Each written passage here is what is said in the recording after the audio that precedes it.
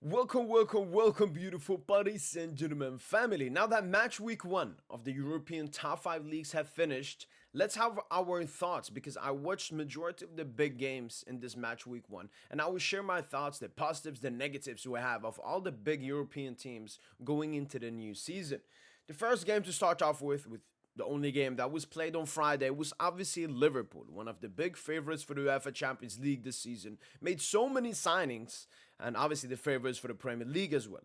And I think the biggest talking points when it comes to Liverpool this entire season will be that adaptation of their new signings. So, for example, Frimpong, new signing. Kirkes, new signing. Verts, new signing. Ikitika, new signing. We've seen the Isak stuff. Newcastle at the moment, their stance is to keep Isak. Maybe Liverpool do not manage to get Isak now towards the end of the window. So these will be the new players because, Alisson has been here for a while. Van Dijk has been here for a while.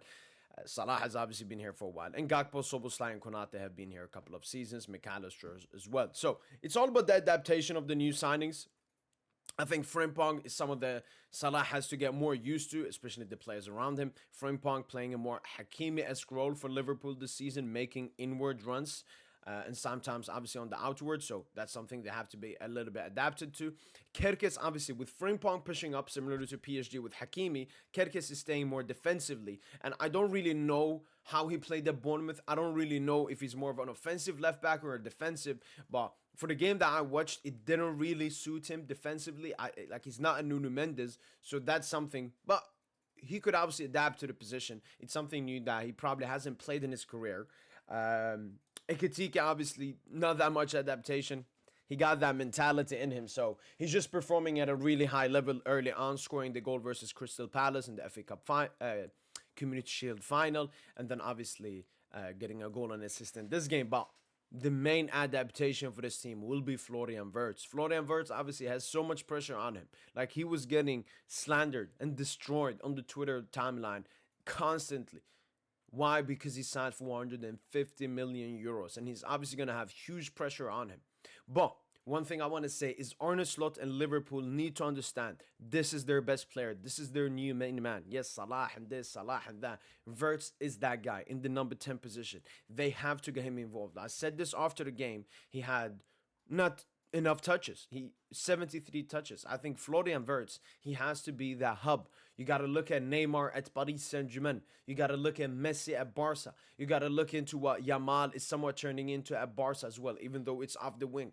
He has to be that main. He has to receive the ball because he can create chances for all the attackers who are all runners. Salah is a runner, Gakpo is a runner, Ekitika is a runner, and he can score goals. He can link the attack to the midfield. So I think that Wirtz didn't have the best performance. He was decent at best. We definitely saw, I don't know, he played a little bit too ice cold. Like he was taking too much time. I don't really see that from Wirtz when I watch him at Bayer Leverkusen. So for me, he's the biggest adaptation. And overall, Liverpool going into the new season, it's obviously very good to get the 3 points. Obviously should not be conceding 2-0, going from 2-0 to 2-2, but they had the around mentality towards the end to get the full point. So Liverpool, it's a good start to the season. The main point of improvement, in my opinion, has to be the adaptation of the new signings, because the other ones, I mean, they know what they will get from Van Dijk and Konate and Alisson and Salah and all of these players. So that's basically when it comes to Liverpool FC. Moving on to Saturday, and here we have a lot more games to talk about. Spurs, nobody cares. Let's talk with City. Let's start with City. Another of the Champions League rivals here for Paris Saint-Germain. I did not watch this game. They beat Wolves 4-0, 58% possession. That's actually not the highest for a Manchester City side, but 2.47 XG with 3 big chances created and not a single big chance against them. So it's a very good start here for Manchester City in the Premier League. Erling Haaland getting a brace back to his goal. Reinhardt's performed really well this game, getting a goal assist and I believe a pre-assist as well. Ait Nouri, a new signing as well. Still unsure if Rico Lewis will be the main right back or they're going to sign someone else. Trafford in goal, despite, the reports with Donnarumma, an agreement already in place. Paris Saint-Germain and City just have to find an agreement for the players. Nico Gonzalez started the game, even though I saw reports that Pep didn't want him from this season, so still some question marks. Obviously, Rodri will be back after the international break. And the biggest thing for City in terms of improvement, I would say, is obviously finalizing the transfer. If you're gonna get Dona, if you're gonna get someone like Livramento or someone else, I don't know exactly who they're linked to, they should get him. But it just starting off, just forgetting what happened last season. But the thing is, I think City are already through that. I think the only question mark about City is what happened at the Club World Cup. They should have probably gone further, not losing to El Hilal, especially the way they did. There was a lot of counterattacks and so on. But if you actually look at City, last season, it's 2024, 2025. The 2024 period, that's when City were at their worst. But I believe in 2025, they actually picked up the most points in the Premier League because Liverpool, they dropped down a bit because they were first and Arsenal were not that good. So City actually picked up so many points in 2025. So they're coming into the season with the City momentum, which they had last year. So I think they will be competing with Liverpool for that title and could be really interesting in the UEFA Champions League. I still think, we've seen stronger City squads. There are still some question marks about this City squad with the injuries and so on. They're still potentially after Rodrigo for Manchester City. They still haven't looked at the Savinho situation. So I think City, their main question mark is maybe the quality of the squad could be a little bit better. But it's a good start from City to the season. Erling Haaland back to scoring goals. He will obviously be their main man this season. No Kevin De Bruyne. So, other players need to take that responsibility. One player I'm looking at is obviously Cherky, signed here, scored his debut goal. He's going to be a good player, a great player for City, man. A legend in the making. They obviously have Marmouch, who they still haven't unlocked that Frankfurt form that he used to have. And obviously Foden was not in the squad. I don't really know why. Maybe he was injured or something. Yeah, Foden is injured. So obviously this squad will get stronger when they get all of these players back who are injured. But Foden, I'm looking for a big season from Foden. Obviously won Premier League Player of the Season 2 seasons ago. And now just becomes completely forgettable. So City, they get their bench players back. Maybe they finalize the Dona transfer, and they're looking good so far this season. Next up, big sides. We obviously have Barcelona. This is a game that I watched. It was a bit hard to take away stuff. I mean, Barca performed, well to really well, getting the 2 goals in the 7th minute, 23rd minute. But after the red cards, obviously the game was basically broken down with Yamal scoring a goal towards the end. But majority of the game after the red cards, Barca just wanted to, keep energy. Even Flick discussed it after the game, saying that my players were playing at 50%. I expect higher stuff and so on. But, it's a good start from FC Barcelona, getting 3 points, getting a clean sheet as well, getting the players into the rhythm. Obviously, some of the question marks about Barca is Inigo Martinez leaving. Will Araujo be able to fill that? I felt Inigo Martinez had a really great relationship with Cubarsí, both footballistically and mentally. He was like a mentor to him. Inigo's 34, Cubarsí is 18, so it really suited well defensively. Obviously now with Inigo left, Cubarsí will be playing on the left-hand side, which is his favorable position. And they're still trying to find who is going to be the midfield. Olmo still having these injury problems. That's another question mark for Barca. Who is going to be in the double pivot next to Pedri? Is it going to be De Jong? Is it going to be Gavi? There's still some question marks. I remember Barca fans talking about Bernal all the time.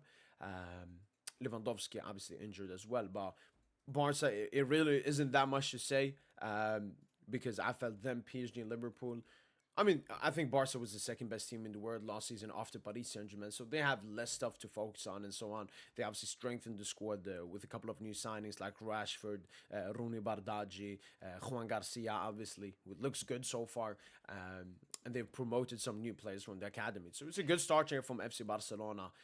They look strong this season, just like last season. Moving on, Bayern Munich obviously played in the Super Cup final. I had this game on the side, didn't concentrate that much on it because Barca were playing at the same time, and that's what I had to watch along off. But Bayern Munich starts off the season with a win. Gnabry getting an assist, Harry Kane with an important goal, and Luis Diaz, gets a huge winning goal, I believe. Yeah, 77th minute, basically just killing the game off for Luis Diaz. So he's actually had a very good start. I remember when Bayern were linked to him, the question marks I had was Luis Diaz is 28, injury prone, inconsistent for 70M. Is that the right decision? But when I started thinking about it, I was like, you know what, this is maybe the right decision. Maybe Bayern needs someone that can come in and be immediately that player. And when you have Olise is going to be on the right, obviously. And when Musiala comes back, I know it's in March, February, but when Musiala comes back, you have Harry Kane, Olise, and Musiala, all ball dominant players, more playmaking esque. Luis Diaz is that outlet. He could have a similar role to Rafinha at FC Barcelona. Obviously, Bayern Munich, they've had one of the worst transfer windows in terms of big clubs I've seen. They've been rejected by Garnacho, by everyone basically. So, there's still question marks over their lineup. Obviously, Davis will come back after injury. Upamecano works. Limer works. They have a lot of, like, it works. It works. Obviously, Musiala out for a while as well. Um, Bischoff, I've heard good stuff from him. The Bayern players also like him. They have this dude Carl coming in from the academy as well. So Bayern, despite having a bad transfer window, they still have a good squad there. Players like Harry Kane, Mikel Olise, Luis Diaz, Taito Pamecano, Joshua Kimmich, Alfonso Davies when he comes back, Jamal Musiala when he comes back. So they will obviously be one of the strongest teams next season. Obviously, I don't know that much about their performance, but they started off and they're going back to dominating the Bundesliga. There was a period. I would say Bayern's objective this season is obviously winning the Bundesliga, but winning finally the DFB Pokal, which Bayern haven't won in a while. So they should focus on that and obviously make as deep of a run in the UEFA Champions League. But Bayern, after a good start with a trophy, just like PSG did a couple of weeks ago. Moving on to Sunday, Arsenal United. I actually watched this game, obviously. Yeah. Arsenal, obviously, despite them winning, people went away with more question marks over this Arsenal side than praising stuff. So Arteta say, like, when I arrived at Arsenal, we hadn't won at Old Trafford for like 7 years, 10 years, and now we've won, or like we've been unbeaten a couple of seasons now at Old Trafford. And yes, that's good and everything, but you have to understand the pressure that's on Arteta and this Arsenal squad. This is a squad that has been nearly there 3 seasons in a row. Yes, last season reaching the UCL semi-final wasn't a big extra thing for this Arsenal team. It was actually only their third time in their history reaching the UEFA Champions League semi-final. So that was a big objective for Arsenal. But when it comes to the Premier League, and when it comes generally to the football they have been playing, the question marks are still there from last season.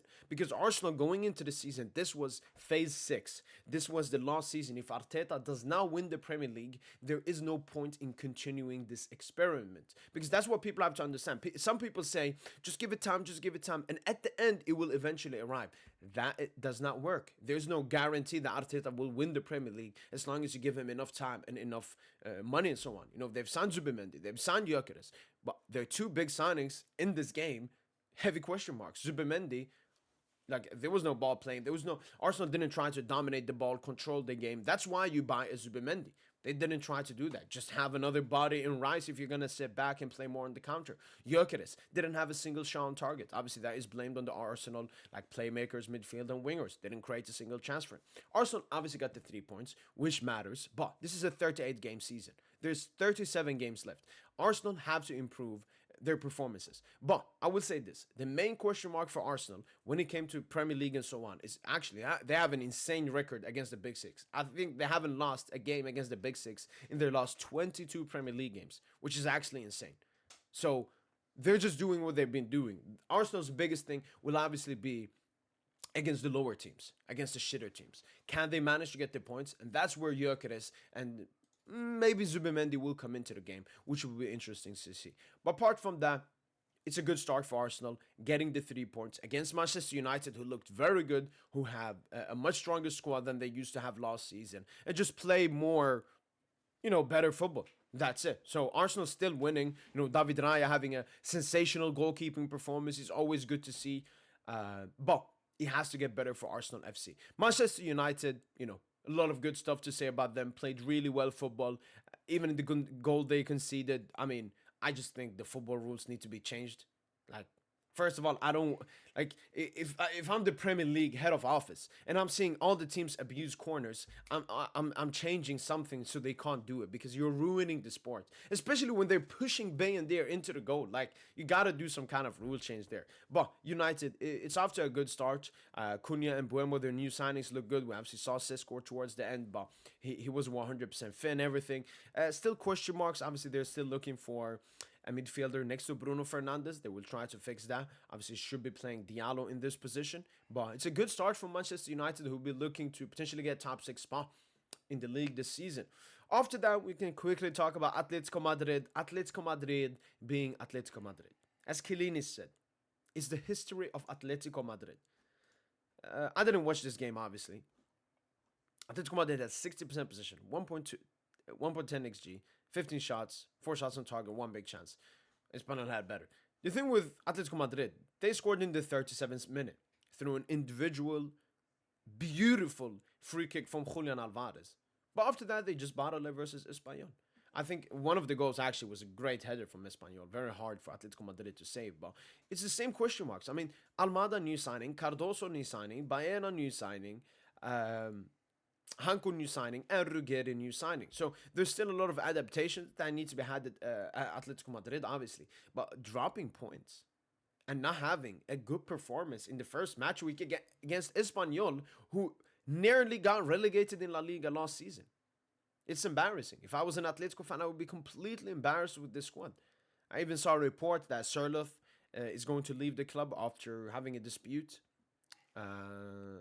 with Simeone. So even more like negative stuff around this club. But yeah, improvements need to be had because Atletico Madrid last season were in some of the 3 title horse race with Barca and Madrid. They were doing well in the UCL and in the Copa del Rey as well. And if they're looking to do that again, or maybe win one of the trophies, they need to improve. This is not good enough. Like, how many shots did Alvarez have this game? Okay, 5 shots. Oh, I remember that one. He hit the post. Should have scored from that as well. Moving on from Atletico Madrid, we have Paris Saint-Germain. Paris Saint-Germain obviously played a full rotated squad. We had the UEFA Super Cup final. We've had such a tight period, full intense UCL season. Then the Club World Cup going the entire way to the final. And majority of the Club World Cup, we played the best and same 11, basically the entire tournament. So we had to rest the players, and we managed to get the 3 points. You know, it wasn't that good of a performance. I think we created maybe one big chance. Yeah, one big chance the entire game. Who actually missed the big chance? This one? Gonzalo? Kangili, maybe? Yeah, it should be that Kangili. Yeah, that was a big chance Kangili had. Should have scored from it, probably. Or the Barcola one as well. We had a cheeky couple of chances, but it was just a 3-point game. This was a 3-point game. That's what Luis Enrique, Ousmane Dembele have been saying. They've been saying that August is Paris Saint-Germain's preseason because we haven't had the preseason. So these games, it will be more rotation and just getting the players in. You know, Lucas Chevalier got his Ligue 1 debut. Zabarni got his debut. And yeah, the thing with Paris Saint-Germain is a bit similar to Barca before. We don't have nothing to prove. And we haven't made a lot of signings where adaptation is needed. All we have to do is just start off the season well, get the points in, and obviously improve the performances. But as a Paris Saint-Germain supporter, I'm calm that we started calmly 1-0 rotation squad away at Nantes. I'm calm with this as long as, the improvements come with time and so on. But we have another game, then there's an international break. And after we come back from the international break, that's basically what the season starts for us, in my opinion. Lastly but not least, obviously the game that was played yesterday during Tuesday was Real Madrid. Real Madrid, I actually had my thoughts about them yesterday, but they also have a bit similar to the other teams with the new signings, Dean Huijsen, Trent, Carreras. 3 new signings in the defense. And obviously Güler playing in the midfield is half of a new signing because never played there under Carlo Ancelotti. But Madrid, they're obviously trying to improve after that disasterful season they just had. They get the 3 points, which is the most important thing. Still, heavy question marks over the offensive department of Real Madrid. I think one department they have improved from last season, only from those 90 minutes I saw yesterday. More control overall from Real Madrid, more possession from Real Madrid, less conceding chances. Defensively, they looked more defensively strong.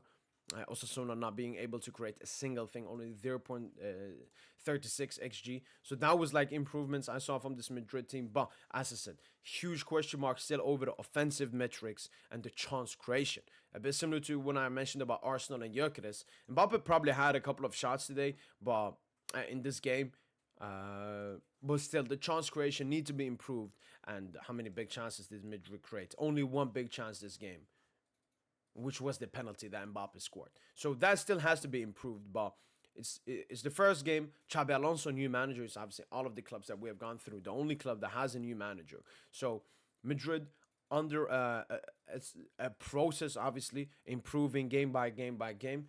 Those are the question marks they have to work on. I think the ball playing ability has improved with Carreras, Hudson, Trent, Guller in the midfield. Like, this department has improved.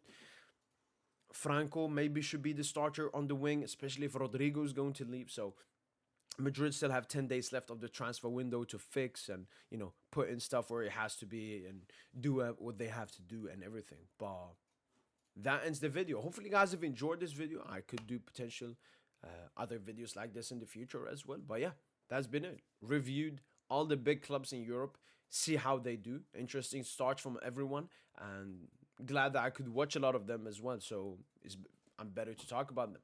That's been it from boy PSGINT. So hopefully, you guys have enjoyed this video. And as usual, allez, allez, allez Paris.